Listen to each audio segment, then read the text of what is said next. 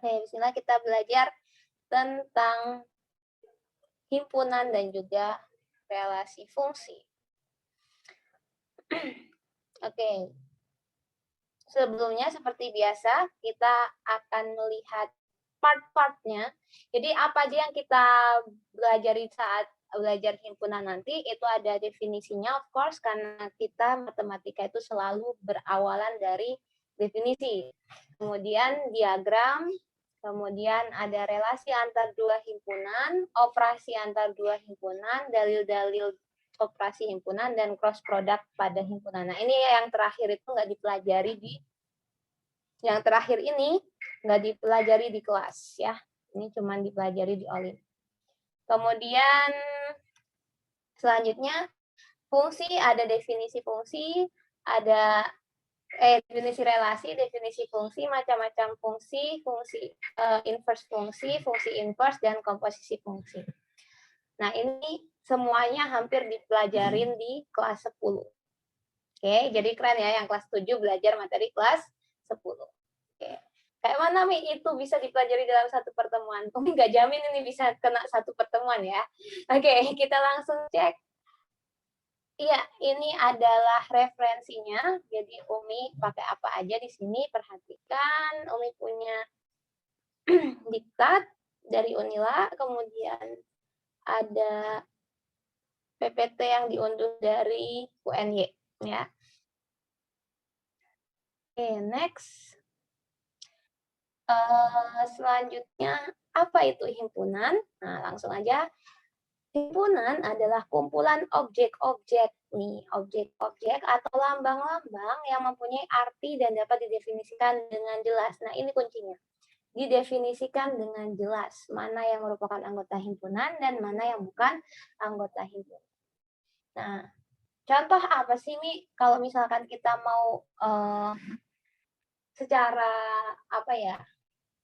Mudahnya, kalau tanya apa itu himpunan? Himpunan adalah kumpulan objek yang terdefinisi dengan jelas atau yang dapat didefinisikan dengan jelas. Maksudnya gimana? Maksudnya, kalau misalkan Umi punya syarat keanggotaan sebuah himpunan, mau Umi yang ngumpulin anggotanya ataupun kalian yang ngumpulin anggotanya, isi anggotanya itu bakal sama persis gitu. Jadi makanya harus terdefinisi dengan jelas. Sebagai contoh gini, Umi punya himpunan yang isinya orang-orang berambut pendek gitu. Nah, di sini kan rambut pendek itu bukan definisi yang jelas. Kenapa?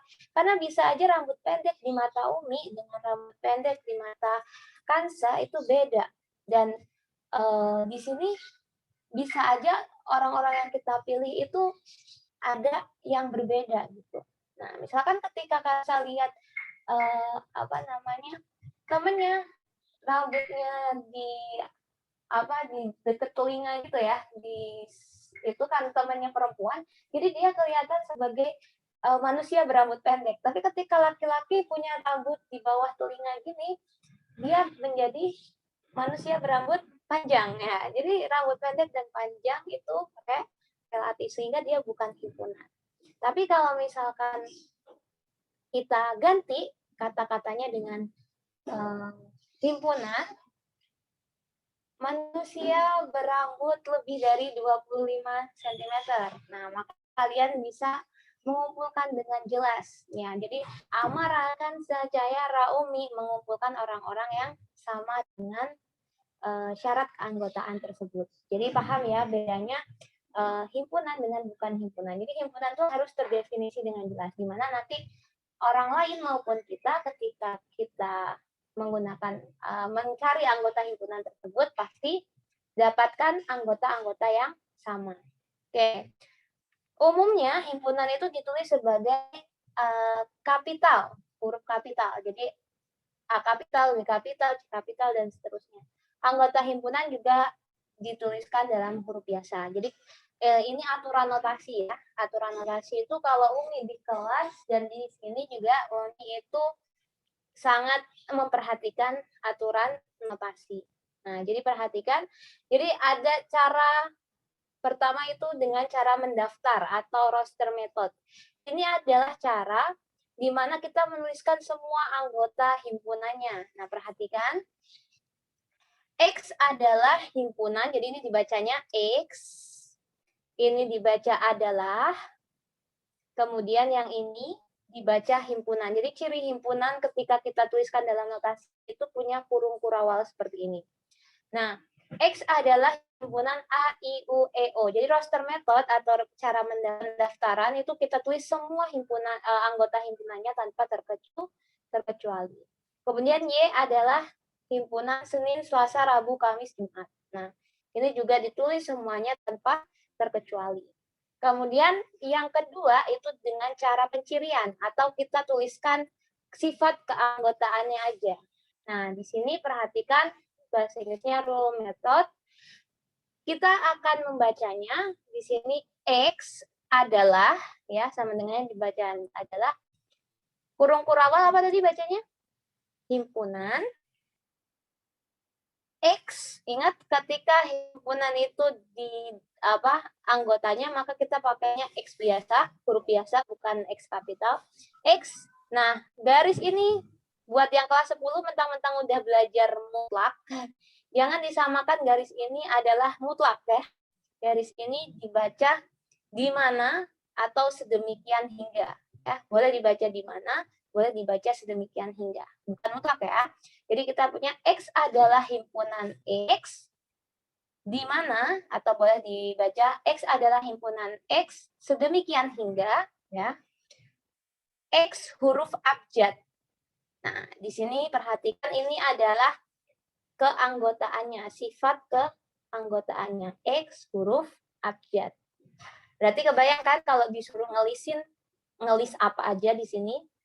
Nah, kemudian Y adalah himpunan X sedemikian hingga X atau X di mana X bilangan asli. Nah, di sini himpunan bilangan asli. Nah, di sini Y. Sampai sini, have you get the point? Untuk cara penulisan dan juga definisi himpunan.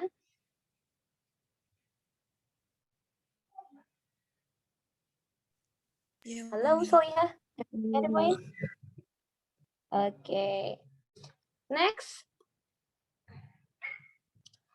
Oke, selanjutnya, jika suatu X anggota himpunan A, jadi kita punya di sini, jika suatu X anggota himpunan A biasanya dituliskan dengan ini. Nah, jadi yang masih bingung, Mi, yang Umi biasa tulis itu apa sih, Mi? Ini dibaca anggota dari atau elemen dari.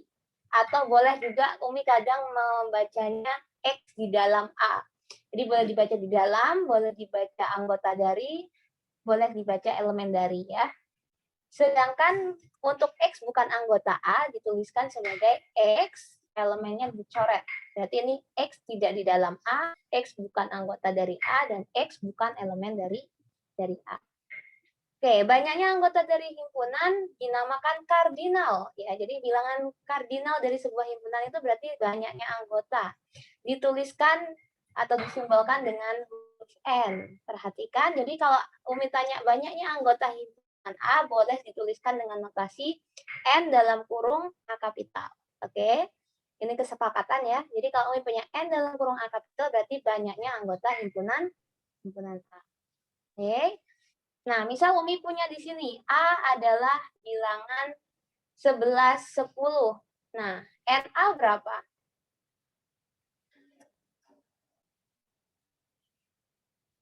NA adalah 2. Jadi yang diperhatikan di sini, NA itu adalah banyaknya anggota himpunan. Jadi bukan isinya A itu apa, tapi banyaknya anggota himpunan A. Jadi bukan 10 atau 11, tapi di sini lihat ada 1, 2, ada 2 bilangan yang mengisi di dalam A. Berarti kita punya NA adalah 2. Oke. Bisa ya dipahami ya? Kemudian jelas bahwa jika ditinjau dari banyaknya anggota, maka ada 2 macam himpunan, yaitu finite set atau himpunan terhingga atau himpunan berhingga, dan himpunan tak hingga atau infinite set. Jadi ada dua, yaitu finite dan infinite. Jadi kalau misalkan himpunan terhingga atau berhingga, di sini apa contohnya, Mi? Contoh himpunan yang berhingga itu, misal Umi punya di sini himpunan huruf vokal. Nah, di sini A sama dengan himpunan huruf vokal A, I, U, E, O. Nah, di sini dia adalah himpunan berhingga atau finite set. Contoh himpunan finite set. Atau kita punya bilangan 1, 2, 3, 4. Nah, ini dia juga finite set. Finite set itu ketika n-nya itu terukur. Ya. N-nya itu terukur atau berhingga. Tapi kalau infinite, contohnya misal Umi punya Y sama dengan himpunan bilangan asli. X di mana X bilangan asli.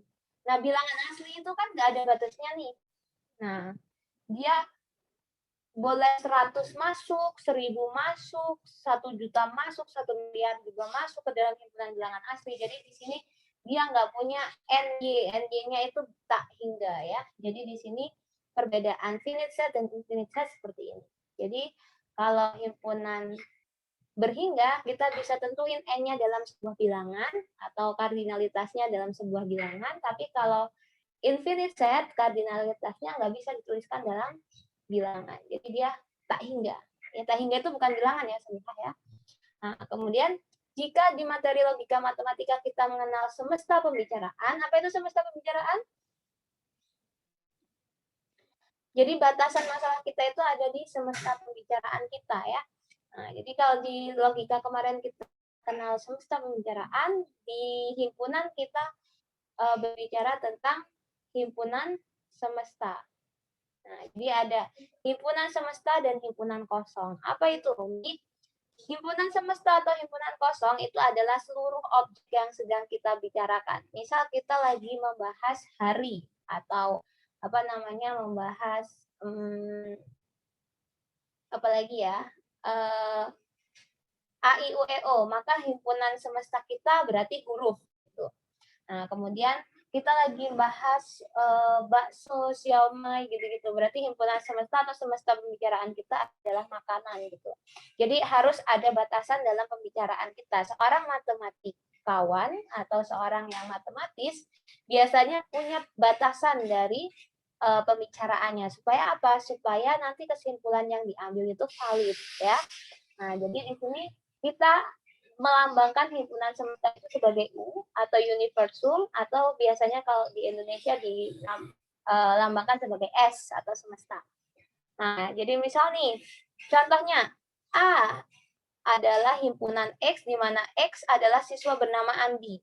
Nah, maka U-nya atau S-nya, maka kita punya X di mana X siswa sekolah Quran Darul Fatah. Nah, ketika sudah kita batasi pembicaraan kita ini, kita nggak akan melihat siswa yang namanya Andi di sekolah lain, tapi kita fokus cuman nyari siswa yang namanya Andi yang ada di sekolah Quran Darul Fatah aja. Paham ya? Bantuan dari semesta pembicaraan itu sangat membantu kita dalam menentukan anggota dari sebuah himpunan. Jadi kita harus tahu nih semesta yang sedang kita bicarakan itu apa. Oke, have you get the point? Bisa dipahami? Bisa, Umi. Halo, Bisa, Umi. Umi kira tidur loh. Coba dibuka kameranya biar nggak kelihatan tidur. Oke. Himpunan kosong ya selanjutnya. Himpunan kosong adalah himpunan yang tidak memiliki anggota. Jadi ketika kita lihat surat keanggotaannya nggak ada hal yang atau objek yang memenuhi. Nah, disitulah kita tuliskan sebagai himpunan kosong. Sebagai contoh, semesta pembicaraan kita adalah supir taksi di Indonesia. Ya, X adalah supir taksi di Indonesia. Nah, di sini kita punya pembicaraan ini. Kemudian himpunan B itu adalah supir taksi yang berusia di bawah 5 tahun. Nah, kita tahu bahwa di Indonesia nggak ada supir taksi yang berusia di bawah 5 tahun. Maka di sini B adalah himpunan kosong atau akan dinotasikan dengan null set seperti ini, atau boleh kurung kurawal yang nggak ada anggotanya seperti ini. Ya, jadi himpunan kosong boleh dituliskan di sini, boleh dituliskan di sini. Dan himpunan kosong itu punya kardinalitas sama dengan 0, ya. Dia nggak punya anggota, kardinalitasnya 0. Oke, sampai di sini. Have any question please? Ada pertanyaan tentang tadi definisi himpunan sampai notasi-notasinya? Tidak ada, Umi. Nggak ada? Oke. Move on ya. Kita lanjutkan. Next. Oke, membuat diagram Venn. Umi yakin banget sih yang kelas 7 masih fresh banget dengan diagram Venn. Nah, jadi diagram Venn itu dari nama manusia, nama orang. Ya, di sini digunakan untuk menyatakan himpunan secara visual. Kenapa? Karena manusia itu lebih mudah belajar secara visual daripada tulisan tadi yang banyak dengan syarat-syarat dan lain-lain. Kita itu lebih mudah melihat hubungan antar himpunan itu ada dalam visualisasinya. Nah, di sini kita punya John Venn ini memperkenalkan nih, ini hubungan antara semesta dan himpunan yang ada di dalamnya. Jadi di dalam diagram Venn kita nggak mengenal yang namanya menuliskan double anggota ya. Jadi anggotanya itu cuma dituliskan masing-masing sekali. Jadi meskipun U-nya itu A, B, C, D, E, F, G, H, I, J, dan A-nya adalah A, B, C, D, lihat di sini A, B, C, D, ada A, B, C, D, tapi di dalam diagram Venn tidak dituliskan 2 kali. Jadi A, B, C, D ini itu milik U dan juga milik A. Bisa dimengerti? Jadi ini itu milik U dan juga milik A. Jadi semuanya dituliskan tepat 1 kali untuk membuat diagram Venn. Dan U ini atau semesta ini itu berada di kotak. Jadi seluruh yang ada di dalam kotak ini adalah milik U. Sedangkan di dalam lingkaran ini adalah milik si A. Jadi G bukan anggota A. Sampai di sini cukup jelas? Jelas, Mi. Oke, next. Nah, kok gampang banget nih? Himpunan udah selesai. Emang gampang kan himpunan? Coba deh. Oke, himpunan definisi udah selesai. Sekarang kita masuk relasi antar dua himpunan. Jadi ada dua yang akan kita pelajarin di himpunan, yaitu relasi dan operasi. Apa sih, Mi, relasi itu? Relasi itu kalau kalian, Umi kasih tahu ya bedanya relasi dengan operasi. Jadi relasi itu kalau kalian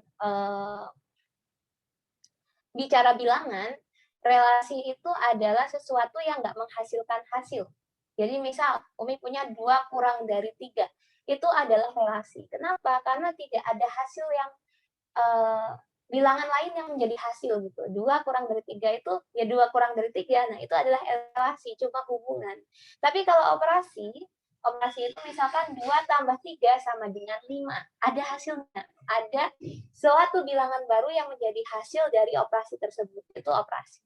Jadi bedanya relasi dengan operasi, itu kalau relasi kita hanya menyatakan ini berhubungan dengan ini. Gitu. Objek ini berhubungan dengan objek ini, atau A berhubungan dengan B. Tapi kalau misalkan operasi, berarti A dioperasikan dengan B menghasilkan C. Gitu bedanya ya. Nah, sekarang perhatikan di sini relasi antara dua himpunan. Yang pertama kita punya himpunan bagian atau subset. Apa itu subset? A dikatakan himpunan bagian atau subset dari B jika semua anggota A merupakan anggota himpunan B. Dituliskan sebagai A subset B. Nah, ini improper subset. Kenapa, Mi? Kok improper? Karena di sini ada sama dengan, ada kemungkinan A itu sama dengan B. Nah, tapi kalau kita tuliskan dengan seperti ini, berarti selalu ada himpunan B yang selalu ada anggota himpunan B yang nggak ada di A, atau di sini kita sebut sebagai proper subset. Jadi A beneran lebih kecil banget dari B. Dia beneran ada di dalam B. Nah, nanti ini membantu banget ketika kita belajar macam-macam fungsi. Nanti ada namanya fungsi into dan fungsi onto. Nah, di sini B proper subset dari A proper subset dari B, artinya A itu benar-benar masuk ke dalam B. Tapi kalau ada sama dengannya ini, masih ada kemungkinan A itu sama dengan himpunan B. Nah, kemudian himpunan A subset B bisa dibaca sebagai himpunan bagian sejati kalau misalkan kalian pakai bahasa Indonesia, atau biasanya Umi proper subset ya kalau pakai bahasa Inggrisnya.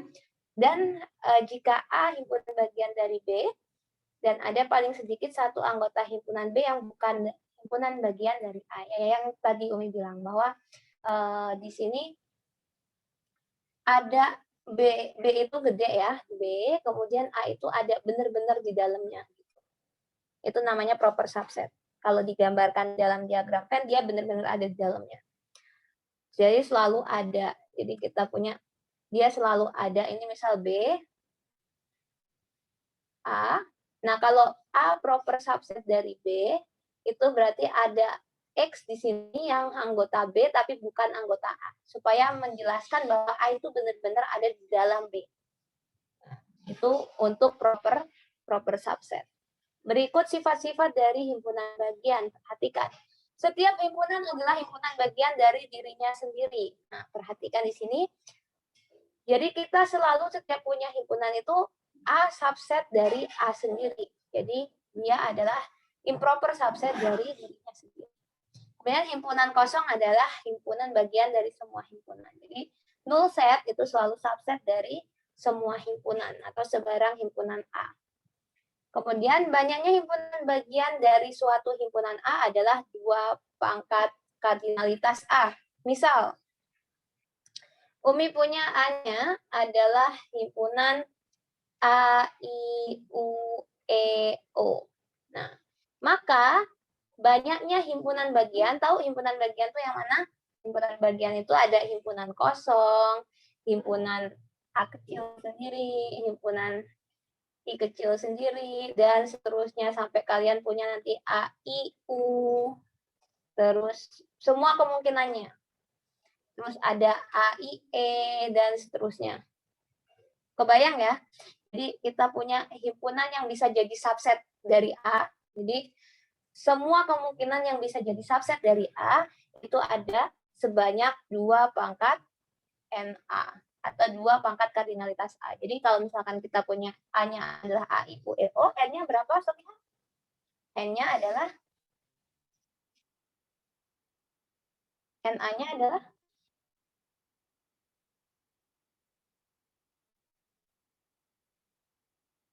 NA-nya adalah berapa? Oh, 3. A, I, U, E, O. Oh, 5. Berarti kalau kita punya NA-nya 5, berarti banyaknya kemungkinan himpunan kosong, singleton, dan seterusnya yang subset dari A ada sebanyak berapa? 2 pangkat 2 pangkat 5. Ini banyaknya himpunan bagian dari suatu himpunan A. Jadi kemungkinan banyak himpunan bagian yang bisa kita bentuk ada 2 pangkat 5. Oke. Kemudian selanjutnya, untuk setiap himpunan A, B, C, jika A subset B, B subset C, A subset C. Ini namanya sifat transitif solihah. Jadi kalau misalkan kita punya relasi A di dalam B, B di dalam C, maka kesimpulannya A pasti di dalam C. Jadi ini sifat transitif ya, ada relasi. Oke. Kemudian kalau kita punya A subset B, otomatis kita bisa simpulkan kardinalitas A itu kurang dari atau sama dengan kardinalitas B. Karena tadi ketika digambarkan dalam himpunan Venn, A itu ada di dalam B. Jadi pasti kardinalitas itu atau banyaknya anggota A kurang dari sama dengan banyaknya anggota B. Sampai sini have you get the point untuk subset?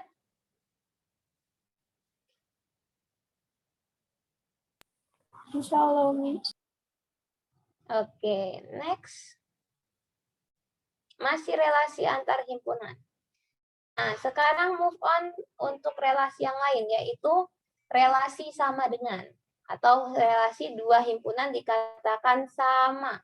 Jadi definisi secara bahasanya A itu sama dengan B apabila himpunan A anggotanya itu sama persis dengan himpunan B. Jadi kardinalitasnya sama, kemudian anggotanya kalau kita jajarkan itu sama persis. Nah, jadi kalau di matematika kita boleh menggunakan definisi ini. A sama dengan B jika dan hanya jika A subset B dan B subset A. Jadi A sama dengan B itu diperoleh ketika A subset B dan B subset A.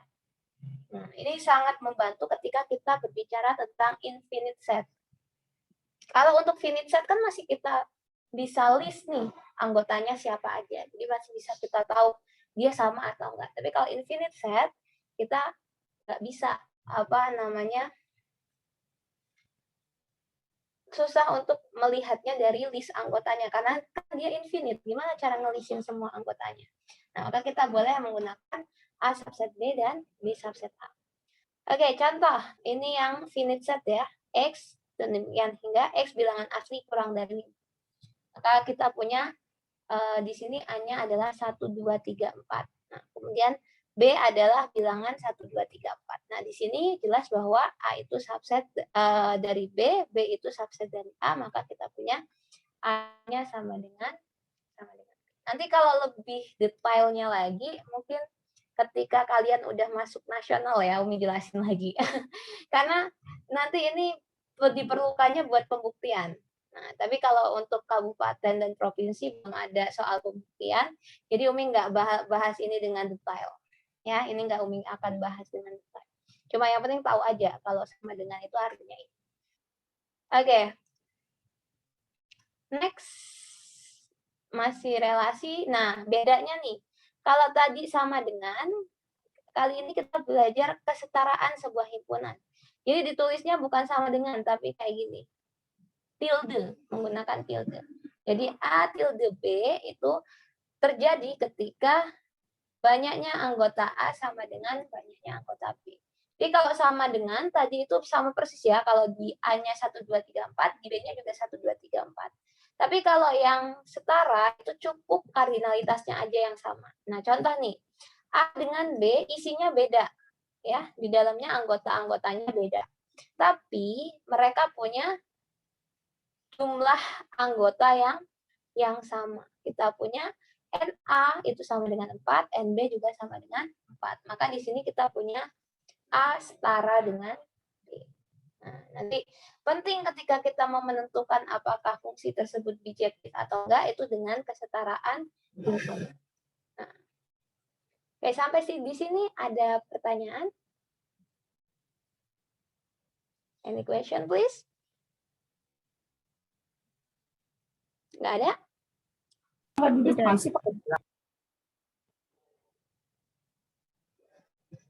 Oke, kami lanjutkan ya. Selanjutnya kita masuk ke operasi himpunan. Operasi antar dua himpunan, ya. Gabungan dua himpunan, ya, diberikan himpunan A dan B. Gabungan himpunan A dan B yang dituliskan dengan A gabung B adalah himpunan baru yang anggotanya terdiri dari semua anggota A atau anggota B. Ingat, kemarin kita habis belajar logika matematika. Kita lihat di sini atau itu apa kalau di matematika? Logika matematika kemarin? Atau itu kata lainnya apa?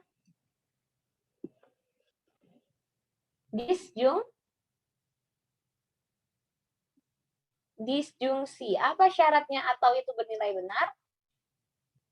Pernyataan pertama atau pernyataan P itu benar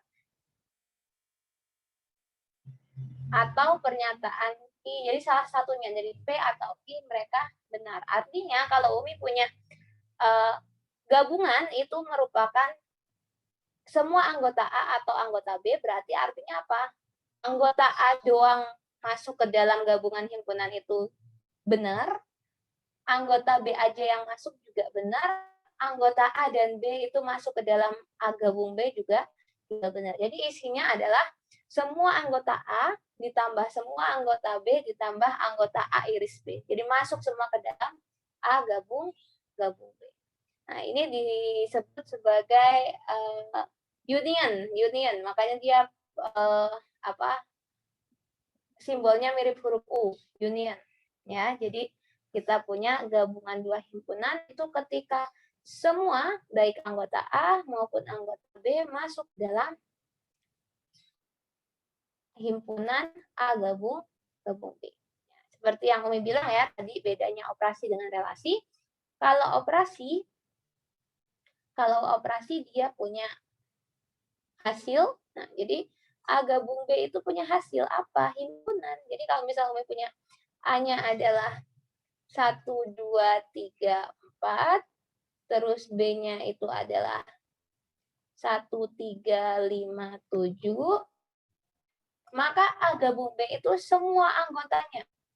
Semua anggota A, berarti anggota A masuk sini, 1, 2, 3, 4, ditambahkan dengan semua anggota B. 1, 3, 5, 7. Tapi 1, 3 udah dituliskan, berarti tinggal 5, 7 yang belum ditulis. Nah, jadi semuanya tertulis di dalam A gabung B. Nah, ini himpunan hasil dari operasinya. Ya. Bisa dibayangkan ya. Jadi semua anggota A di list, semua anggota B di list, dan A iris B juga di list di dalamnya. Maksudnya anggota A dan anggota B yang sama juga termasuk di dalamnya. Itu gabungan.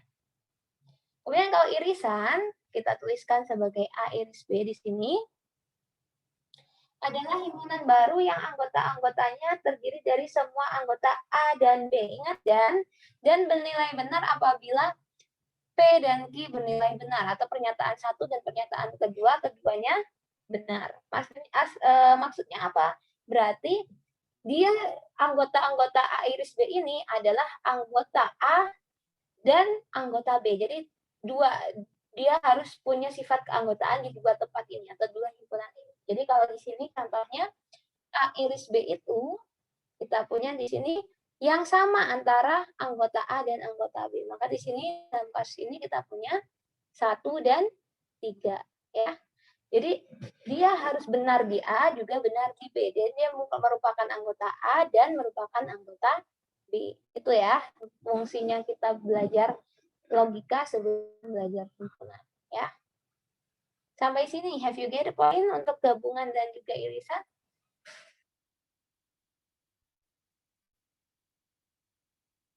Have you get the point? Lihat.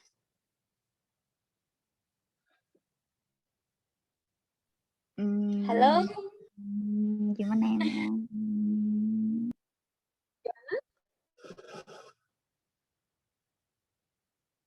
Ada yang ingin tanyakan dulu sebelum Mim lanjut lebih dalam lagi? Jadi kalian kegelegepan loh kalau misalkan belum mudeng terus habis itu Umi lanjutin lagi. Bisa dipahami ya penjelasan Umi tentang gabungan dan irisan? Ya, Umi. Oke. Selanjutnya Umi akan masuk ke selisih dua himpunan. Nah, ini dituliskan A minus B atau boleh juga dituliskan sebagai A backslash B. Ya, jadi ada dua buku, ada dua cara buku menuliskannya. Kadang kalian membaca ada buku yang menuliskan A minus B, tapi ada juga yang menuliskan A backslash B. Itu semuanya adalah selisih dua himpunan. Artinya apa, Mi? Artinya isinya adalah anggota-anggota A yang nggak ada di B. Jadi sebagai contoh di sini, kita punya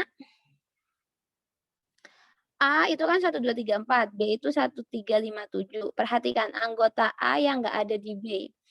Ya, 2 itu anggota A yang nggak ada di B. Berarti 2, terus 4 itu anggota A, dia nggak ada di B. Berarti kita punya 2 dan 4. Itu A minus B atau A backslash B atau selisih antara A dan B. Oke, gampang ya. Jadi kita cari anggota-anggota A yang nggak ada di B. Dan ini bedanya dengan irisan dan gabungan. Kalau misalkan kita bicara tentang gabungan dan irisan, kita berlaku sifat komutatif. A gabung B itu hasilnya akan sama dengan B gabung A. A iris B, hasilnya akan sama dengan B iris A.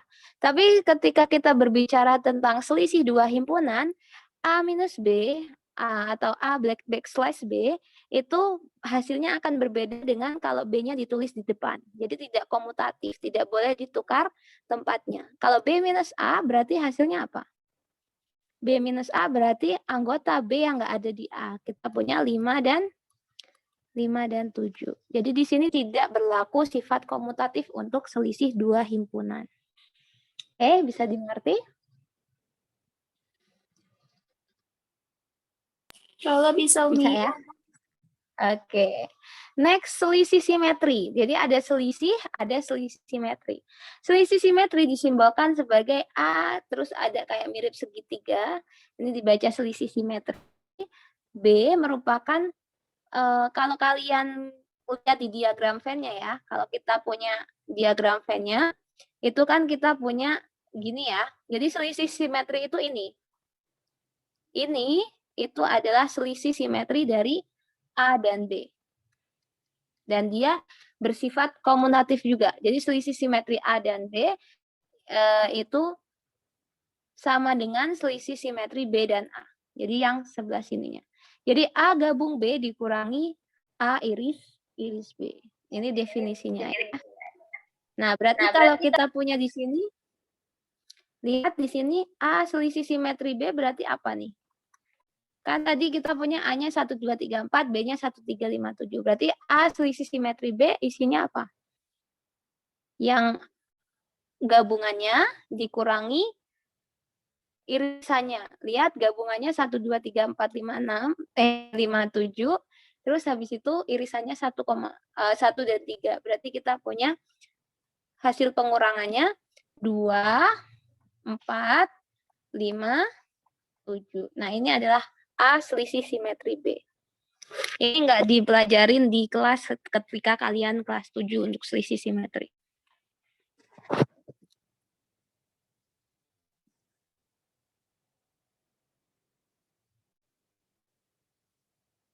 Oke, sampai sini. Any question, please?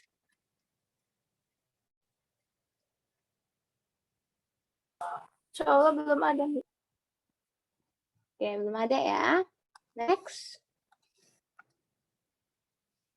Nah, ini contohnya. Perhatikan di sini. Diberikan A itu adalah 2, 3, 5, 7, 11. Dan B adalah bilangan asli kurang dari 11. Jadi 1, 2, 3, 4, sampai 10 ya. Nah, maka kita punya A gabung B itu adalah gabungan dari anggota A, anggota B dicampur. Maka kita punya yang ada semua di dalam sini ya. Jadi yang ada di dalam sini semuanya itu anggota A gabung B. Nah, kemudian A iris B itu yang ada di sini, Soliha. Ini adalah A iris B. Kalau kalian belajar diagram Venn, ini adalah A iris B. Oke. Kemudian A minus B itu yang di sini, Soliha. A minus B.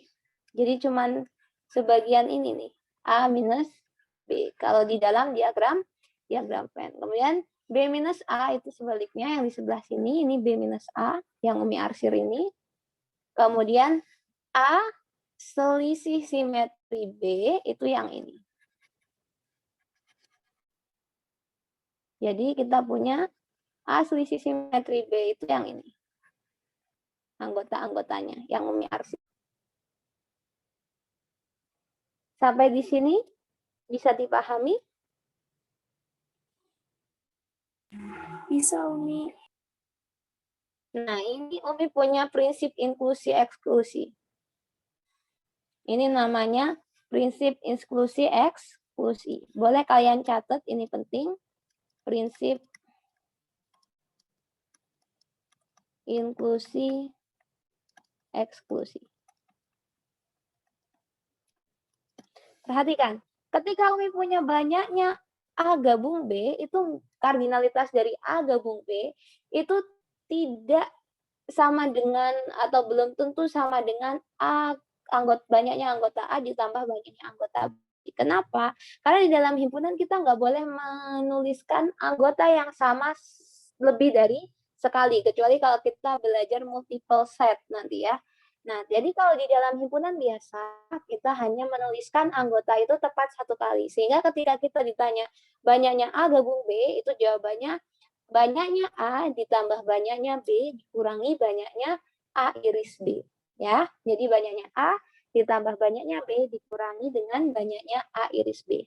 Jadi bukan hanya jumlah A ditambah jumlah B selesai, tapi dikurangi dengan A iris B. Nah, kemudian banyaknya A minus B bukan berarti kardinalitas A minus B itu bukan berarti kardinalitas A dikurangi kardinalitas B. Kenapa? Karena kadang bisa aja di sini B minus A ada hasilnya loh. A minus B ada hasilnya loh. Padahal kardinalitas A itu lebih kecil daripada kardinalitas B. Tapi di sini dia punya hasil. Kalau misalkan kita berpikir logis, kardinalitas A dikurangi kardinalitas B kan berarti hasilnya minus kan. Nah, jadi di sini kita punya kardinalitas A dikurangi dengan kardinalitas A iris B. Oke. Jadi di sini kita punya prinsip inklusi eksklusi dari sebuah himpunan gabungan itu adalah kardinalitas A gabung B sama dengan kardinalitas A ditambah kardinalitas B dikurangi kardinalitas A iris B. Sedangkan kalau selisih kita punya kardinalitas A selisih B itu sama dengan kardinalitas A dikurangi kardinalitas A iris B. Oke, bisa dipahami ya. Ini merupakan prinsip yang sering kita pakai dalam menyelesaikan masalah himpunan. Terutama nanti ketika udah masalah yang aplikatif. Nah, ini sangat sering muncul rumus ini. Oke, sampai sini. Ada pertanyaan?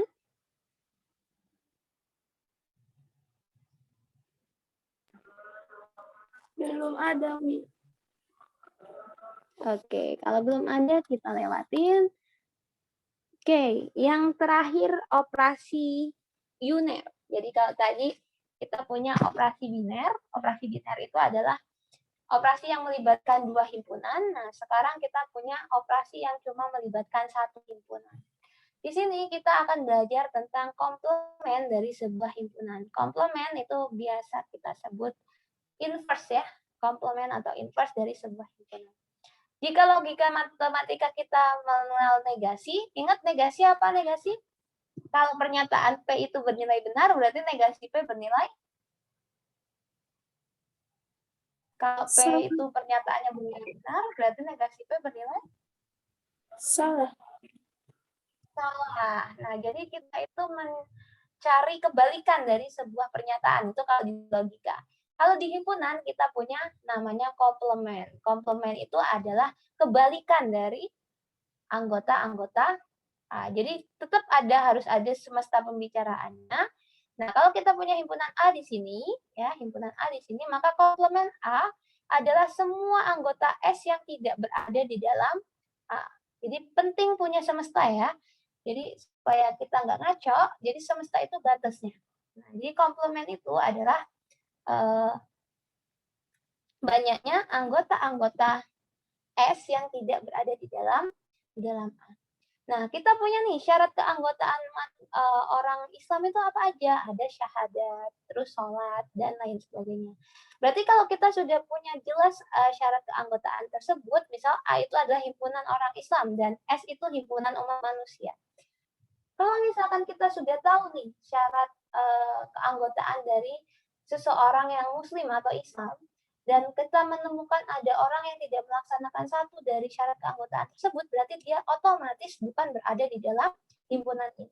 Jadi gampang buat ngelihat apakah orang itu masuk surga atau enggak, apakah orang itu muslim atau enggak, kita tinggal lihat syarat keanggotaan. Jadi Allah itu sudah menjelaskan kita lewat Al-Quran itu dengan detail dan juga rinci tanpa mengacaukan prinsip-prinsip logika kita. Jadi adanya kita belajar seperti ini kadang bisa untuk melihat, oh berarti aku termasuk anggota orang muslim bukan ya? Ketika aku sudah melihat syarat menjadi muslim itu seperti ini, baca syahadat, kedua sholat, kemudian zakat, puasa, kemudian haji bagi yang mampu. Nah, kita lihat di sini, apakah kita sudah melaksanakan atau ada yang sengaja kita tinggalkan dari kelimanya. Kalau ada berarti kita langsung masuk ke A, komplement. Itu ya. Jadi caranya seperti itu aplikasinya ya. Jadi jangan hanya dipikir ini untuk menyelesaikan matematika aja. Enggak. Umi pernah cerita ya bahwa Umi belajar Islam itu setelah belajar logika. Jadi Umi pengen belajar Islam lagi ketika kuliah itu setelah Umi belajar logika. Jadi jangan dikira matematika dan lain sebagainya yang ada di pelajaran kalian itu tidak bisa mendekatkan kalian dengan petunjuk ya. Jadi bisa kalau kalian memang mendekatinya dengan petunjuk atau mendekatinya dengan tujuan ingin mendapatkan petunjuk. Bergantung dengan niat kita. Oke. Dari sini banyaknya anggota dari A komplement, balik lagi ke topik, itu sama dengan banyaknya S semesta himpunan dikurangi banyaknya anggota A, atau kardinalitas A komplement itu sama dengan kardinalitas S dikurangi kardinalitas A. Otomatis ini hanya berlaku untuk himpunan unit set aja ya, atau himpunan berhingga. Kalau tak hingga kan kita nggak bisa mengoperasikan tak hingga ya, kan tak hingga bukan bilangan. Oke, sampai sini ada pertanyaan? Habis ini soal kayaknya. Nggak ada? Oke, kalau nggak ada, kita lihat. Oh, dalil-dalil operasi himpunan. Nah, ini dalil-dalil ini hampir sama dengan dalil-dalil kesetaraan waktu kita belajar logika matematika kemarin. Jadi kalian ngelihat union itu sebagai atau disjungsi. Kalau kemarin kita pakai V ya. Terus irisannya sebagai mid, kemudian himpunan kosong itu sebagai pernyataan salah dan S sebagai pernyataan benar. Nah, maka kalian akan melihat ini sama persis dengan dalil-dalil kesetaraan logika matematika kemarin. Dan komplement itu negasi ya, berarti kalian tinggal ngapalin salah satu. Mau ngapalin logika matematikanya aja boleh, mau ngapalin operasi himpunannya aja juga boleh. Karena mereka identik, cuma ganti simbol aja. Oke, jadi boleh dihafalkan salah satunya. Boleh di operasi himpunan aja, boleh juga kalian hafalkan cuma di logika matematika aja. Dalilnya sama persis, mungkin nggak Umi jelaskan ya, karena kemarin udah. Nggak harus diapal sih, kan ada De Morgan juga. Kemarin di logika juga ada De Morgan, di sini juga ada De Morgan. Nah, jadi kalian nggak harus dihafalkan, tapi ketika ngerjain soal tahu gitu ya. Ini nggak harus dihafal. Umi juga nggak hafal kok kalau kalian suruh nulisin ini dalil apa. Cuman ketika ngelihat soal kita tahu oh ini.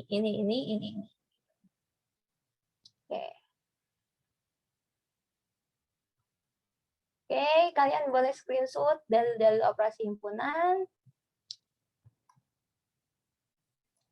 Next. Oke. Silakan kerjakan soal berikut. Penyelesaiannya. Oke, kita punya penyelesaiannya. Perhatikan kalau Umi punya, sorry. Nah, perhatikan di sini. Kalau Umi punya, di sini Umi misalkan, jadi Umi misalkan di sini, A itu adalah yang suka matematika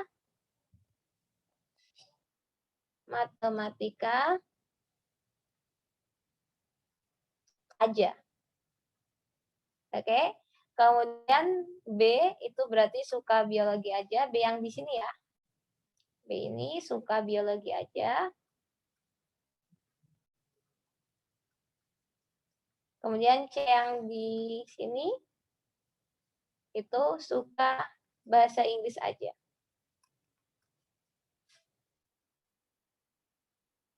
Kemudian kita punya X dan Y di sini ya. X dan Y di sini dia X berarti dia suka sama matematika dan biologi aja. Terus yang X di sini berarti dia suka dengan apa namanya? X yang di sini dia suka dengan matematika dan bahasa Inggris aja. Kemudian dia di sini dia suka dengan bahasa Inggris dan biologi aja. Perhatikan. Maka di sini kita punya A ditambah 2X ditambah 5 sama dengan 20. Nah, kita punya A sama dengan 15 dikurangi 2X. Ya. Kemudian seterusnya, maka Umi punya seperti ini. A, B, C-nya itu seperti ini. Kemudian kita punya D-nya itu adalah komplement dari M gabung B gabung BI. Nah, jadi dia ada di luarnya sih. Kita punya dia sama dengan 2X plus Y. Dari mana, Mi? Dari kalian jumlahin aja. Ini ditambah ini, jadi A tambah B tambah C tambah X tambah Y tambah 5 tambah D itu harus sama dengan 40. Karena semestanya adalah 40 siswa. Setelah kalian lihat di sini, A tambah B tambah C tambah X tambah Y tambah 5 itu ketika kita kurangkan dengan 40 dikurang ini, hasilnya adalah 2X plus Y. Ingat ya, tadi komplement itu semesta, ya, kardinalitas semesta dikurangi kardinalitas A. Oke, karena yang dicari adalah banyaknya siswa yang menyukai sedikitnya satu dari ketiganya, maka kita punya A itu lebih dari sama dengan 0, kemudian B dan C juga lebih dari sama dengan 0. Artinya apa? Artinya kita butuh nih, dia yang suka matematika aja tuh pasti ada orangnya, B yang suka biologi aja pasti ada orangnya, dan C yang BI itu pasti ada orangnya. Maka kita punya seperti ini. Diperoleh kita punya, karena A-nya lebih dari sama dengan 0, maka 15 minus 2X lebih dari sama dengan 0, yang artinya X-nya kurang dari 7,5. Kemudian 20 minus XY itu lebih dari sama dengan 0, yang kita punya X plus Y-nya kurang dari sama dengan 10. Berarti kita punya ini ya. Nah, maka dari ini kita punya, karena si D, kan kita mau cari komplement dari D nih. D itu 2X plus Y. Kan berarti kita mau cari orang yang semesta dikurangi dengan orang yang tidak menyukai ketiganya. Ya kan? Perhatikan. Kita bikin tabel. Nah, kita punya D itu 2X plus Y tadi ya. D sama dengan 2X plus Y. Nah, kita lihat kemungkinan. X-nya adalah bilangan yang kurang dari 7,5. Kemudian Y-nya bebas asal X plus Y kurang dari, berapa tadi ya? 10 ya? 10. Nah, berarti kalau kita punya X-nya itu berasal dari 1 sampai 7. Kemudian X plus Y-nya kurang dari 10. Berarti kalau X-nya 1, Y-nya 9. X-nya 2, Y-nya 8. Dan seterusnya. Nah, maka kita ketemu di sini, yang paling optimal itu ketika, bukan yang paling optimal ya. Di sini kita ketemu, karena ini jawabannya itu ada, apa namanya, A, B, C, D, ada pilihan gandanya aslinya. Nah, ini adalah kemungkinan jawabannya. Jadi dari 29, 28, 27, 26, 25, 24, 23 itu semuanya adalah kemungkinan jawaban atau jawaban yang benar. Jadi kalian menjawab salah satu dari bilangan ini, Umi benarkan kalau soalnya isian. Tapi karena kita lihat di pilihan gandanya, kan ini ada pilihan gandanya sebenarnya. Nah, pilihan gandanya itu yang ada dari bilangan-bilangan ini cuma 25 orang, maka jawabannya 25 orang. Tapi kalau kita soalnya isai, ini semua adalah kemungkinan jawabannya.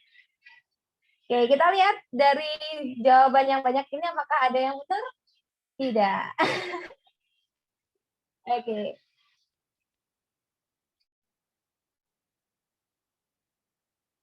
Silakan yang ingin, atau ada yang ingin tanya.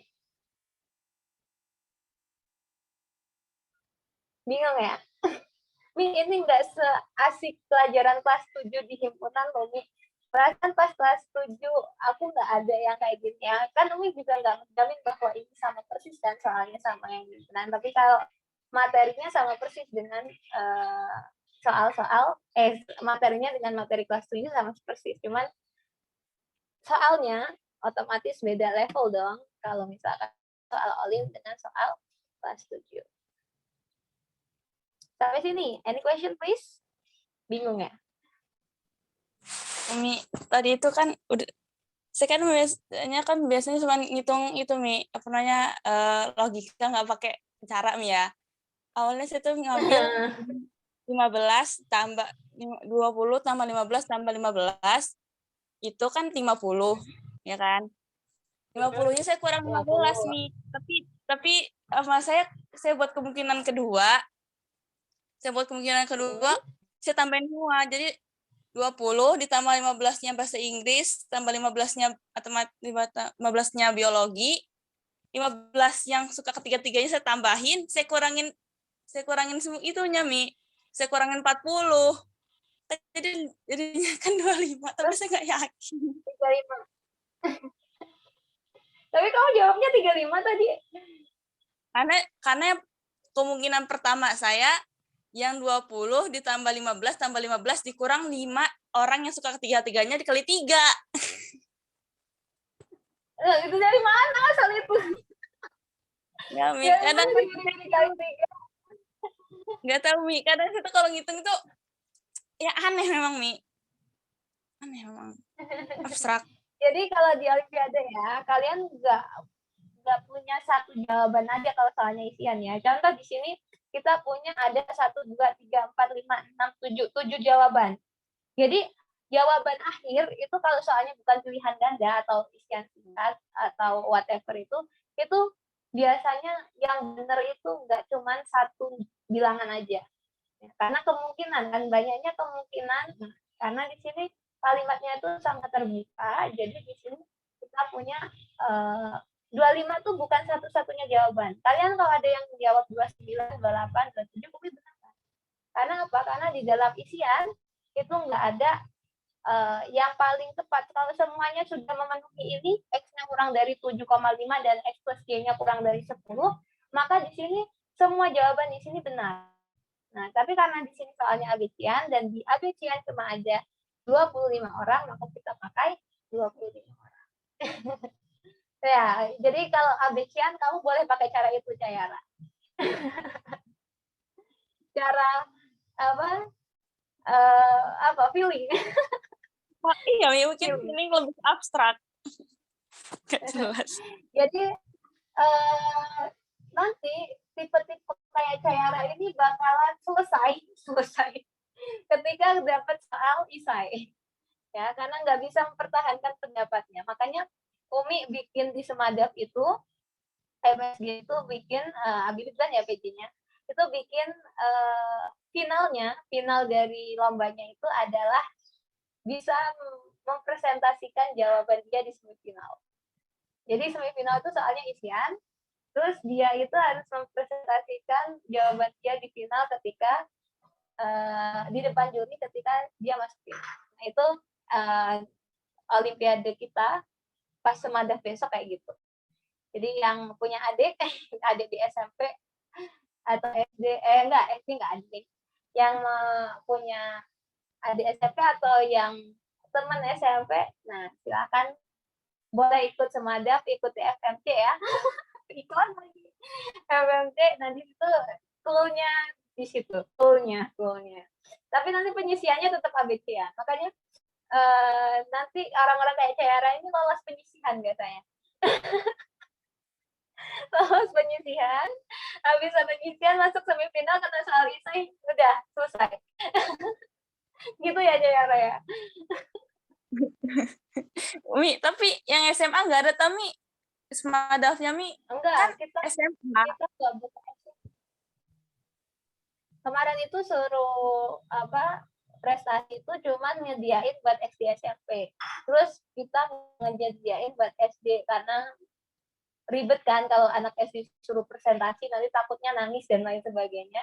Jadi kita nyediainnya cuma buat SMP, SMP aja. SMA-nya karena nggak ada pilihannya, kita nggak boleh buka buat SMA. Nanti mungkin kedepannya kan bakal dipegang OSIS tuh, mungkin bisa tuh buat apa kalian tuh yang masih kelas 10 nanti Semadap nanti ada buat SMA dong gitu. Next ya. Oh, latihan, silakan. Nah, kalau yang ini Umi yakin kalian bisa ngerjain. Oke, kalian mulai screenshot latihan ini. Nah, ini Umi yakin kalian bisa ngerjain sendiri karena ini levelnya nggak susah yang sebelumnya.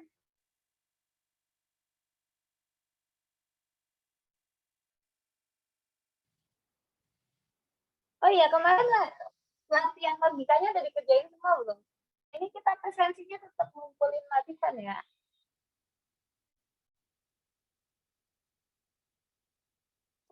Atau nanti kita tetap 2 kali sepekan aja kali ya. Nanti Umi tetap hadirkan yang di hari Senin, tapi hari Senin itu spesial buat bahas soal latihan yang pernah Umi kasih. Karena Umi rasa Umi nggak pernah ngebahas soal-soal yang Umi screenshotin ke kalian.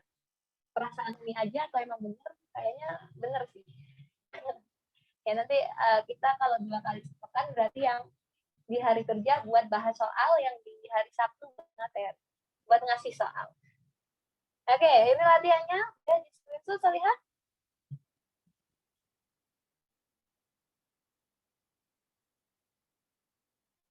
Oke. Kalau udah di screenshot, kita mau masuk ke relasi fungsi nih, Pak. Udah mau ya atau masih ready? Masih setengah jam. Udah apa? Capek atau masih bisa lanjut lagi nih? Mungkin mau tanyain dulu.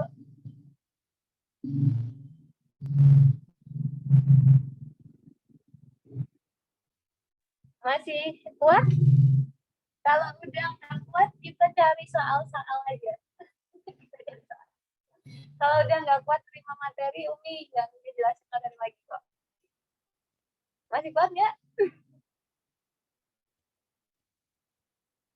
Umi mau tanya. Ya? Ya, silakan. Nanti Senin itu nanti kita katanya kan mau itu kan Mi eskul. Eskulnya di sekolah apa di Mi? Oh iya benar juga ya. Di sekolah apa itu ya? Soalnya kalau yang SMP belum dikasih izin luring berarti masih daring kan ya ekskulnya ya. Karena yang SMP belum dikasih izin buat luring sampai sore, baru sampai sebelum zuhur aja. Ya enggak? Yang SMP kelas 7. Ini cuma sampai sebelum zuhur kan sebenarnya. Ini belum dikasih jadwalnya. Atau di Remax Mi? Iya, kasihan banget tahu. Kalian yang SMA bersyukurlah, tahu nggak yang SMP itu hari Sabtu berangkat tahu. Iya, Hari Sabtu mereka masuk. ya. Mereka sekolah sampai hari Sabtu, coba bayangin. Kalian bersyukur yang SMA. Kalian bisa sekolah penuh sampai jam 2, yang SMP belum ada izinnya.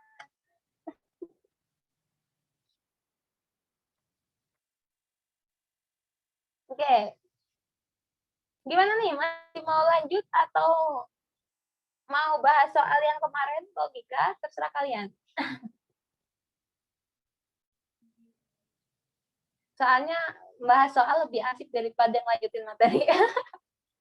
Iya, kalau materi terus saya Materi pusing. itu gimana? Mau lanjut materi? Mau lanjut menelan materi atau mau move on ke soal aja deh nih? Umi tawarkan. Umi stop share dulu deh. Umi tawarkan ke kalian.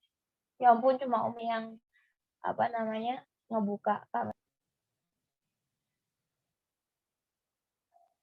Yuk, kita bahas bareng aja. Kalian tinggal nyalin ya. Jadi nanti disalin pembahasannya, siapin kertasnya. Nanti apa namanya kalian pas presensi nanti uploadnya upload ini aja, pembahasan ini aja gitu.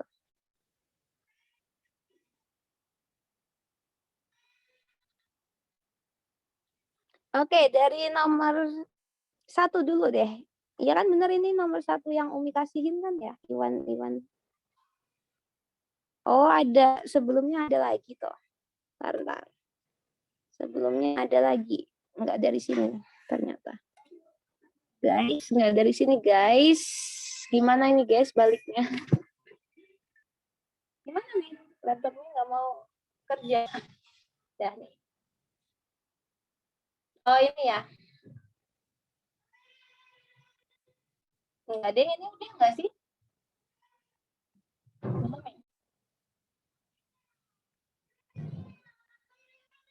Yang aku rajin belajar udah kan ya?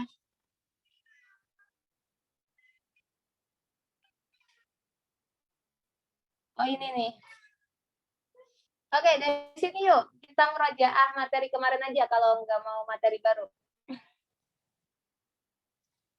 Ya, oke, silakan buka mikrofonnya, kita diskusi. Jika hari ini ada tugas, maka saya tidak bisa pergi ke bioskop. Aduh, bioskop nih. Mungkin nonton Nusarara ya. Kita harus husnuzon. Bener. Nonton Nusa sama Rara. Benar. Oke, nonton Nusarara. Jadi apa namanya? Jika kita hari ini ada tugas, maka saya tidak bisa nonton Nusarara. Jika saya tidak bisa nonton Nusarara, maka saya tidak bisa menonton film terbaru. Jika hari ini libur, maka saya bisa menonton film terbaru. Dan deng. Hari ini ada tugas. Berarti kesimpulan yang tidak sah. Oh, ini yang dicari yang tidak sah loh, Samina. Yang mana nih? Wah, ada jawabannya nih. Nah, kenapa jawabannya ini? Kita lihat. Hari ini tidak libur, benar atau enggak?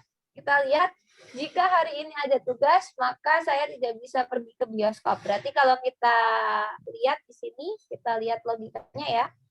Misal ini pernyataan P, atau ini pernyataan A, ini pernyataan B, ini pernyataan C, ini pernyataan B deh, B, tidak ke bioskop itu B, kemudian tidak menonton film itu C, terus jika hari ini libur itu D, terus ini C, ya. Oke, kita punya ini. Berarti kalau kita punya itunya jika P maka B, jika A maka B. Ya, Me. Gimana Salihah? Yang satunya Salihah bukan gimana? E ya. Yang mana? Yang satunya E. Kan A, B, C, D, E. Kok tulis C2? Ini B kan? A, B, C, D. Hari ini ada tugas itu apa? A. Nah, bukan sini. Mana?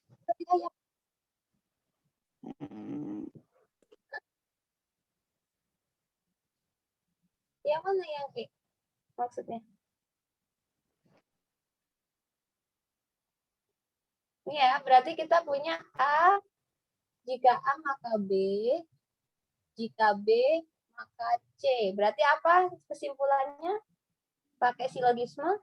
Kesimpulannya apa kemarin kalau kita punya seperti ini? Nggak tahu, Me.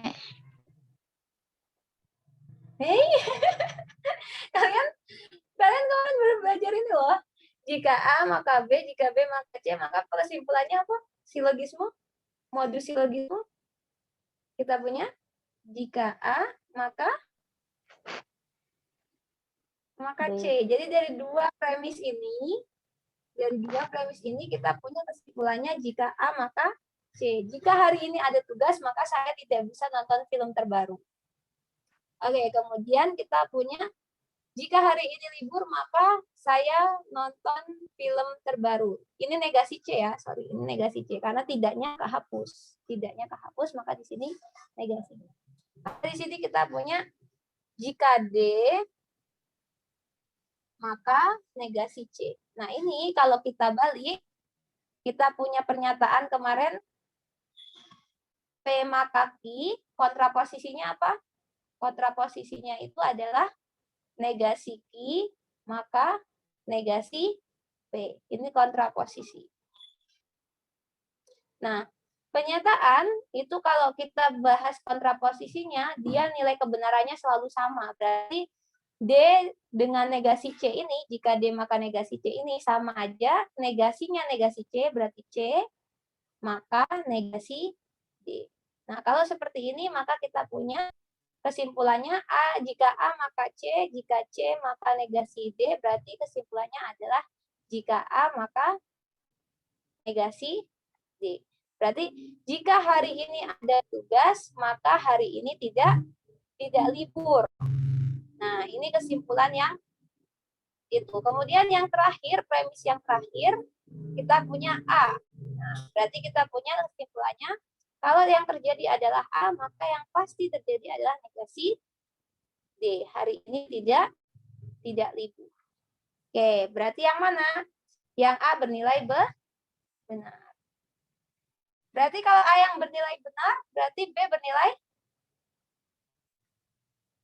bernilai salah. Terus kalau di sini tidak libur, saya tidak bisa menonton film terbaru bernilai benar.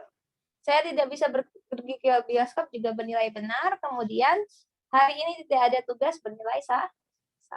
Karena kita udah tahu nih hari ini ada tugas. Kesimpulan yang tidak sah adalah hari ini libur dan hari ini tidak ada tugas. Makin bingung? Makin bingung buat nyari kesimpulan yang sah dan tidak sah. Ini soal OSK loh, OSK 2018, belum lama lah, masih 4 tahun yang lalu. Oke, ada pertanyaan untuk penarikan kesimpulan?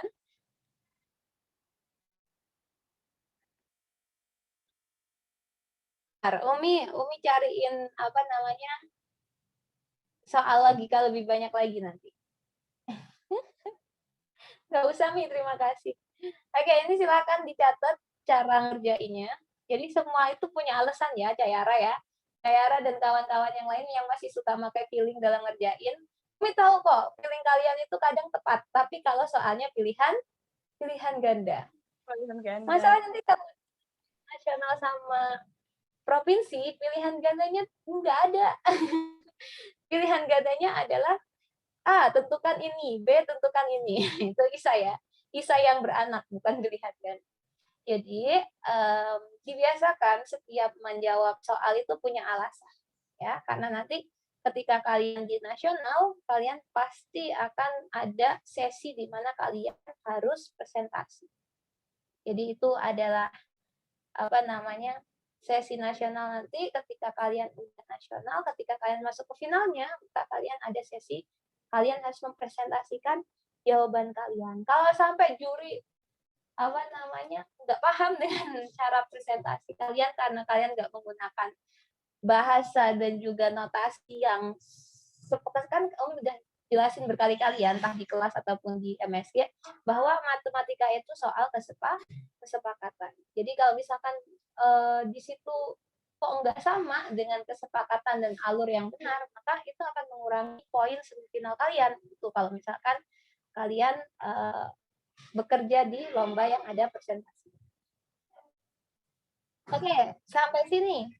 Ada yang punya pertanyaan tentang latihan yang pertama ini? Dan ini keluar di UTBK loh, Solihah. Kalau misalkan kalian yang SMA nih dan yang SMP juga lah, of course. Buat mengasah psikolastik kalian, kalian bisa belajar soal-soal tipe ini. Karena tipe ini sering banget keluar untuk UTBK dan lain sebagainya di tes psikolastiknya. Jadi mau soshum, mau saintek, tetap harus ngerjain soal seperti ini. Beruntung kan kalian udah belajar ini juga. Antara beruntung dan tidak beruntung ini karena saya nggak maksud gitu. Dan ini pelajaran favorit Umi di matematika. Oke. Any question please? Tidak. Tidak dong. No comment. Sudah nggak kuat berpikir lagi nih. Oke, udah dicatat atau di screenshot buat nanti disalin untuk diupload ke presensi?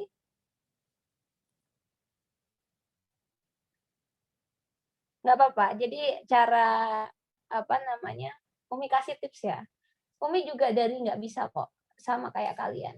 Jadi Umi kasih trik gimana caranya biar bisa, yaitu bacanya. Ketika kalian beli buku, dibaca dari pembahasan soal. Umi udah pernah jelasin itu kemarin nggak ya? Pertemuan kemarin. Jadi bacanya dari pembahasan soalnya, jangan dari depan, jangan dari ngerjain soal, tapi dari pembahasan soal dari belakang. Kalian baca pembahasan soalnya sampai selesai, baru kalian kerjain soal. Nah, itu caranya supaya kita bisa. Gitu. Oke, sampai sini clear ya? Nggak clear sini, tapi kita clearin aja deh biar cepat. Oke, sampai sini clear ya? Umi clear loh screen-nya. Clear nggak? Astagfirullah, Umi tertawa di penderitaan orang loh, Umi. Clear nggak nih? Halo, Solihah. Tinggal tidur, tah? Clear nggak nih? Enggak. Oke, next. Nah, ini kenapa jawabannya bisa C? Waduh, ini makin runyem nih. Ini udah bukan ranah saya lagi nih. Oke. Ini kalian tinggal kalau soalnya pilihan gada ya, kalian tinggal masukin nilai kebenaran dari pernyataan A ke sini, terus hasilnya apa, terus pernyataan B ke sini hasilnya apa, pernyataan C ke sini hasilnya apa, pernyataan D ke sini hasilnya apa. Atau kalian kalau paling mudahnya itu pakai apa kemarin yang Umi buat itu tabel kebenaran. Ya. Nah, nanti kalau kalian udah pakai tabel kebenaran, maka kalian bisa tahu nih kenapa jawabannya C. Ya. Jadi kayak kebenarannya gini nih, Umi bikin tabelnya ya. Biar tinggal nyalin aja. P, I, R, not P, not I, not R, kemudian kalian ambil yang paling dalam dulu, ya. Jadi ada not R dan I, kemudian I or not R, dan seterusnya. Terus kalian nanti udah dalam kurung yang ini, terus dalam kurung yang di luarnya P dan ini, kemudian yang ini jadi ini dan or I, terus negasinya, habis itu not P or ini, dan seterusnya. Ya, nanti panjang ya tabelnya. Kemudian ngisi ininya, kalian ikut ini poin A, B, C, D. Nah, kalian lihat false, true, false. Kemudian yang B itu true, true, false. Kemudian yang C true, false, false. Kemudian yang D true, true, true. Oke. Nah, habis itu kalian isi. Oh, kalau ini F true, true, true, berarti ini true F, F, F. Terus yang ini F, F, true, F. Dan seterusnya kalian isi. Yang negasi R, true, true, true, F. Dan seterusnya. Nanti kalian cari yang hasil akhirnya ketika udah nemu kalimat panjang ini, itu yang benar kan nanti dia false, false. Yang true yang mana? Nah, nanti yang true itu adalah jawabannya. Oke, sampai sini bisa ya kebayang cara ngerjainnya. Jadi ini muli. Untuk yang pemula ini muli. Muli itu nulisnya agak banyak, tapi ini mudah, soal yang tergolong mudah, insya Allah. Dan ini soal 2019, baru sekitar 3 tahun lalu. Berarti soal-soal zaman sekarang. Oke. Karena nanti ketika di program kita sering keluarin ini. Kebayang cara ngerjainnya? Atau masih bingung?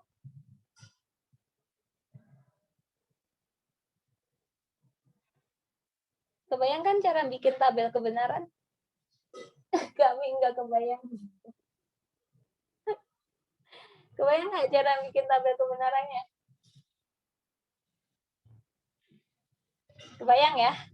Ya, kebayang ya?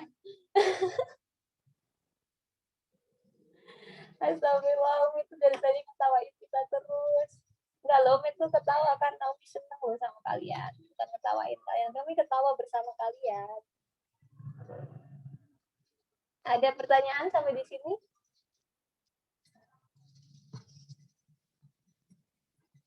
Kalau logika emang kebanyakan di soal komputer sekali ya. Karena di soal matematika itu nanti kebanyakannya itu himpunan dan fungsinya. Nanti Umi akan buka seleksi umum aja untuk Ivan Akhwat. Komputer sama matematika Umi jadiin seleksi umum. Nanti yang banyak bener di soal logikanya berarti Umi masukin calling komputer KSN besok. Kalau yang banyak di rumusnya, aljabarnya masukin calling matematika. Itu aja ya, kayaknya lebih adil gitu. Nanti Umi bikin ya porsinya sama lah. Misal 20 soal, 10 soal logika, 10 soal bilangan dan aljabar gitu. Oke, sampai sini ada pertanyaan? Tidak ada, Umi. Tidak ada. Kalian tidak ada karena udah paham atau tidak paham? Tidak paham, Umi. Tidak paham. Oke, thank you atas kejujuran kalian. Gimana ya? Umi harus mencari solusi nih. Ini nggak bisa dibiarkan. Gimana ya caranya ya? Umi harus mencari solusi gimana cara ngejelasin supaya kalian paham. Ya, mungkin nanti kita jelasin lebih dalam ketika kalian udah dibagi per bidangnya ya. Ketika di matematika Umi akan jelasin lebih dalam tentang bilangannya, di komputer akan lebih dalam di logikanya. Ya, kita lihat aja nanti. Insya Allah Februari ini Umi bagi kelasnya. Tapi siap-siap tes ya, belajar ya. Ya, jadi nanti siap-siap tes. Next. Nah, yang ini pasti kalian bisa. Dah, yang ini pasti paham. Ini orang nggak paham aja bisa paham. Orang nggak belajar logika matematika aja bisa ngerti ini. Insya Allah. Iwan selalu berbohong pada hari Senin, Selasa, Rabu, dan berkata jujur pada hari-hari lainnya. Di lain pihak, Budi selalu berbohong pada hari Kamis, Jumat, dan Sabtu, dan berkata jujur pada hari-hari lainnya. Pada suatu hari terjadi percakapan berikut. Iwan bilang, kemarin saya berbohong. Budi bilang, saya juga. Nah, pada hari apa percakapan tersebut terjadi? Umi yakin kalian bisa. Jangan mengecewakan keyakinan Umi ya. Oke, kita bahas ya. Jadi di sini kita punya ada dua, yaitu ada Iwan dan juga Budi. Kita punya Iwan. Umi tulis Iwan di sini. Iwan, ya, Iwan warna merah. Iwan itu berbohong di hari Senin, Selasa, Rabu. Dan dia berkata jujur di hari lainnya. Kemudian ada Budi. Budi di sini berbohong di hari Kamis, Jumat, Sabtu. Dan berkata jujur di hari lainnya. Berarti mereka ada satu hari di mana mereka berdua berkata jujur, yaitu hari Ahad. Dan kalau misalkan hari Ahad itu keduanya berkata jujur, artinya apa? Di sini Ahad mereka dua-duanya berkata jujur ya. Mereka berdua jujur, artinya apa? Artinya mungkin mereka terjadi percakapan ini. Kenapa? Karena dia bilang nih, Iwan, kemarin saya berbohong. Kalau dia jujur, hari Sabtunya tuh dia jujur. Nggak berbohong. Berarti di sini kalau percakapan itu terjadi di hari Ahad, berarti Iwan keadaannya sedang berbohong. Karena dia bilang kemarin saya berbohong, padahal kemarin dia berkata jujur. Oke, berarti otomatis di sini jawaban Kanza tereliminasi, ya. Maaf Kanza. Oke. Jadi nggak mungkin percakapan ini kalau bohong nggak terjadi ngitung. nggak ngitung juga, Mi. bohong-bohong aja nih gitu ya. Nah, berarti percakapan ini nggak mungkin terjadi di hari Ahad. Oke. Kita lihat kira-kira kapan ya percakapan ini terjadi. Nah, kita lihat. Andaikan percakapan ini terjadi di hari Senin, ya, di hari Senin. Di hari Senin di mana Iwan itu berbohong dan Budi berkata jujur. Iwan bohong nih, bilang bahwa kemarin saya berkata bohong, padahal di hari Ahad si Iwan berkata jujur. Jadi benar nih, Iwan berbohong. Tapi Budi bilang saya juga di hari Senin. Dia bilang saya juga. Padahal di sini keadaannya Budi berkata jujur. Tapi dia bilang saya juga. Padahal hari Ahadnya dia juga berkata jujur. Berarti Budi berbohong di sini. Maka nggak mungkin percakapan ini terjadi di hari Senin. Ini nggak mungkin juga. Tereliminasi Zaskia dengan Fahra. Oke, kita cek hari Kamis. Di mana Kamis ini si Iwan berkata jujur dan Budi berkata bohong. Iwan berkata jujur, bilang kemarin saya berbohong. Benar? Hari Rabunya dia berbohong? Benar ya? Ternyata Iwan berkata jujur bahwa kemarin saya berbohong. Terus Budi bilang saya juga. Padahal kemarin dia berkata jujur. Berarti di sini Budi sedang berbohong. Tapi benar ternyata Kamis adalah hari di mana Budi berbohong. Jadi percakapan ini terjadi pada hari Kamis. Aduh Mi, apaan sih Mi? Ini Mi, kita kan masih matematika biar ngitung-ngitung soal gitu loh Mi. Bukan kayak gini gitu kan. Oke, bisa dipahami nggak penjelasan Mi? Kanza, kemudian Fahra, Zaskia, Hasina, Afifah, Naila, Arifah. Bisa dipahami nggak penjelasan Umi? Umi, Bisa Umi. Saya boleh tanya kalau misalnya belum tahu baca paham tuh beneran tanya gitu loh. Bisa ya? Gampang kan soalnya sebenarnya? soalnya pernah dibahas Gampang loh, kan? Umi. Kalau nggak salah dulu. Udah pernah dibahas kali. Tahun lalu ikut bimbingan Umi udah pernah dibahas ya. Terus kalau Saya yang sering baca status WA Umi juga pernah Umi sekali atau 2 kali upload soal ini. Terus upload pembahasannya. Ya, jadi banyak media ya buat kita belajar, nggak harus dari Umi aja. Kalian bisa loh lihat di YouTube gimana. Jadi kalian jangan membatasi diri kalian cuma belajar dari Umi aja. Karena Umi pun kadang punya keterbatasan ya. Jadi kalian boleh cuma konfirmasi, Mi ini pembahasannya benar nggak sih Mi? Ini soal ini jawabannya ini benar nggak sih Mi? Gitu. Kalian boleh ke Umi untuk konfirmasi. Jadi jangan menjagokan materi dari Umi aja, karena kalau anak ya nih Umi kita barusan belajar himpunan kan ya, ciri medali emas, jadi ciri gold medal itu dia belajar dari bukunya langsung.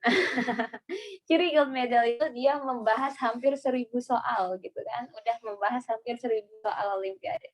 Jadi kalau misalkan kita belum melakukan itu, jadi jangan harap kita mau jadi gold medalist gitu. Nah itulah salah satu cirinya. Jadi sama seperti kita di Islam ada ciri-ciri munafik, ciri-ciri iman, ciri-ciri orang bertakwa. Nah, di sini kita juga ada di gold medals, atau kalian bisa lihat gold medalist yang pernah ada di KSN atau lomba lainnya. Pasti mereka adalah orang-orang yang pernah membahas minimal 1000 soal lah. Kalau misalkan lebih wajar gitu, ya minimal 1000 soal semasa dia belajar gitu kan. Atau kurang dari 1000 mungkin dia mendekati 1000 dari 900-an dan kan biasanya mereka nentuin target 1 hari belajar berapa soal gitu. Dan itu jangan kaget, kalian jangan, ih kok gampang banget sih, aku punya temen dia nggak pernah belajar kopi, tapi dia selalu kalau ikut olim tuh bisa masuk gitu. Jangan salah, dia nggak belajar di depan kalian, di belakang kalian mereka belajar. belajar itu nggak harus di waktu sekarang. Bisa aja apa yang dituai sekarang sama dia, itu hasil belajar dia di masa lampau dia. Misal, dari SD dia udah terbiasa ngerjain soal-soal skala SMP, SMA. Kenapa kok Umi tahu? Karena Umi juga ngajar privat di Jogja dulu. Itu ngeprivat anak SD materi SMA matriks. Umi privatin ke anak SD pecinan-pecinan itu, orang-orang Cina di sana. Jadi ya wajar kalau mereka pas SMA udah pinter gitu kan, orang SD-nya aja udah pinter gitu kan, udah dimasukin materi. Jadi nggak ada orang yang pinter dari lahir, adanya orang yang belajar duluan. Jadi kita duluan nih, siapa yang belajar duluan, kita atau mereka. Nah, jadi kalau mau memperjuangkan atau mendakwakan Islam menjadi good medalist di matematika atau di bidang lainnya, maka kalian harus siap untuk mengorbankan sedikit banyak waktu kalian di depan buku pelajaran. Ya, kalau kalian tanya Umi nggak bisa masak, Solihah. Umi nggak bisa masak karena semasa Umi dari SD sampai SMA, Umi nggak pernah diminta ke dapur. Umi diminta untuk di depan buku gitu misalkan. Andaikan seperti itu. Enggak seperti itu juga sih orang tua Umi. Ya, jadi sama. Apa yang kalian lihat dari Umi sekarang bukan gampang banget ya jadi Umi Mara udah bisa semuanya. Itu adalah ada prosesnya. Umi saat SMP SMA juga setara kok, malah kerenan kalian daripada Umi. Umi pas SMP SMA nggak punya hafalan, kalian punya hafalan, berarti kerenan kalian daripada Umi. Cuman di sini yang perlu kita lihat, kalau kalian mau ngelihat kok bisa sih pemahaman Umi Mara di matematika bisa sampai segitu, itu karena Umi udah pernah belajar lebih dulu dari kalian. Sehingga kalau mau nyaingin pemahaman Umi di matematika, maka kalian harus belajar sedikit lebih keras sekarang buat bisa nyaingin pemahaman Umi di umur sekarang. Jadi kalau kalian mau lebih paham, kelihatan lebih paham dari Umi, maka kalian harus sedikit lebih keras supaya ketika kalian sama-sama di umur sama kayak Umi sekarang, misal berapa 10 tahun lagi, enggak, 5 tahun lagi kalian akan punya pemahaman yang lebih keren dari pemahaman Umi Mara sekarang. Jadi itu yang ditargetkan. Jangan udahlah Umi Mara kan emang udah bisa, enggak gitu. Jadi adanya Umi di sini buat target kalian. Aku harus bisa lebih nih dari Umi Mara. Itu orang yang positive thinking, orang yang optimis itu selalu berpikir demikian. Dan seorang guru itu akan merasa bangga ketika muridnya itu bisa melampaui pencapaian dirinya. Masya Allah, itu nggak ada guru yang iri, apalagi nyumpahin muridnya gara-gara punya prestasi yang lebih dari dia. Misalnya Umi nggak pernah punya medalis di SMA dan SMP, terus kalian dapat medalis. Itu bangganya seorang guru itu luar biasa ketika ada anak muridnya yang mencapai posisi di atas mereka. Ya, jadi kita nggak pernah punya rasa iri ke kalian dan kita nggak pernah mempersulit kalian. Aku sulitin deh supaya dia nggak bisa, supaya dia kelihatan lebih bodoh. Nggak ada guru yang seperti itu. Jadi guru itu selalu, kenapa soal guru itu dibuat makin susah, karena dia ingin kalian bisa melampaui kami, ya. Jadi kalian bisa melampaui guru-guru kalian. Makanya dibuatlah soal itu semakin susah. Itu karena rasa kasih sayang. Sama kayak Allah ngasih kasih sayang ke orang-orang beriman, ketika makin beriman seseorang, makin dikasih ujian yang levelnya lebih tinggi. Nah, Allah kasih ujian yang lebih tinggi berarti tingkat keimanan kita kalau lulus ujian itu akan meningkat. Jadi akan melampaui diri kita yang sebelumnya. Nah, itu sisi positif dari yang bisa kita ambil dari sekolah, dari belajar, ya. Jadi itu aja sih pesan Umi, jangan pernah merasa, kok aku nggak bisa ya, kok aku bodoh ya. Nggak ada yang seperti itu, adanya kurang usaha dengan orang yang berusaha keras. Ya, jadi kemarin Umi udah kasih quotes kan di akhir ending logika matematika kita kan, sukses itu 99% kerja keras, 1% bakat. Jadi bakat bawaan cuma 1%, 99%-nya kerja keras. Jadi orang yang pintar malas itu akan kalah dengan orang yang biasa aja tapi bersungguh. Itu aja mungkin untuk hari ini. Terima kasih sudah mendengarkan celoteh Umi pagi ini. Mungkin kalian belum mengalami hikmahnya sekarang, tapi Umi yakin kalian orang-orang pintar karena kalian menghafal Al-Quran. Insya Allah kalian akan diberi petunjuk oleh Allah di satu saat yang akan datang. Amin. Oke, Umi cukupkan. Let's close our meeting by reciting hamdalah and doa kifaratul majlis. Alhamdulillahirabbil alamin. Subhanakallahumma wa bihamdika asyhadu an la ilaha illa anta astaghfiruka wa atubu ilaik. Oke, Umi mohon maaf atas tindakan maupun perkataan Umi yang mungkin kurang berkenan di hati kalian. Jangan lupa belajar, itu sih pesan Umi. Jangan merasa bahwa belajarku sia-sia karena aku nggak pernah menang. Umi juga dari SD sampai SMA nggak pernah menang lomba. Tapi bukan untuk dicontoh ya, kalian harus menang lomba. Umi dari SD sampai SMA nggak pernah menang lomba. Tapi itu jangan menjadi sesuatu yang membuat kita jadi putus belajar, ya. Jadi itu harus jadiin motivasi bahwa kita harus belajar gitu. Oke. Mungkin selamat beraktivitas, jangan lupa salat duha ya, meskipun libur sekolahnya tapi ibadah yaumiyahnya harus tetap dijalankan. Umi tutup, see you next meeting. Wassalamualaikum warahmatullahi wabarakatuh. Waalaikumsalam warahmatullahi wabarakatuh. Jazakallahu khairan.